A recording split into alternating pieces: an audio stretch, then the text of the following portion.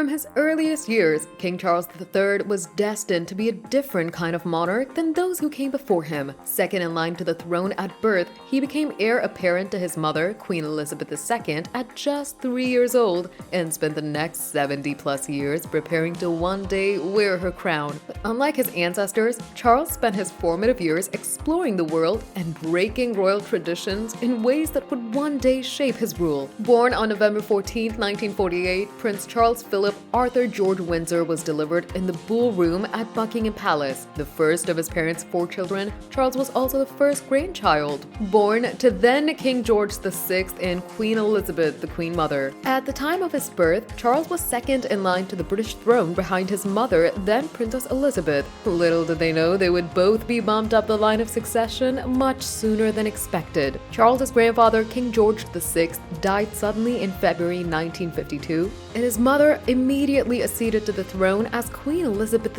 II, making Charles her heir apparent at just 3 years old. Charles understood from a young age that he would one day be expected to follow in his footsteps and become a monarch. He and his sister Princess Anne were raised largely by nannies, their grandmother, and Prince Philip, while the Queen was busy with state affairs. Years later, when Charles's younger brothers, Prince Andrew and Edward, arrived, the Queen had much more free time to devote to her young family. But by then, Charles was well into his schooling, away from his royal palace home. Educated first at home in Buckingham Palace, Charles went on to study at Cheam School in Hampshire and even the timber-top campus of Geelong Grammar School in Victoria, Australia, while he was studying abroad. He broke from royal tradition in 1967 when he was admitted to Trinity College, Cambridge, immediately after his A-levels instead of joining the military. At first, he studied archaeology and anthropology, then shifted his focus towards history. When he graduated in 1970, he became the first British heir apparent to earn a university degree. In the early 1970s, Charles finally followed the royal tradition of military service and enlisted in the Royal Air Force and received flight training.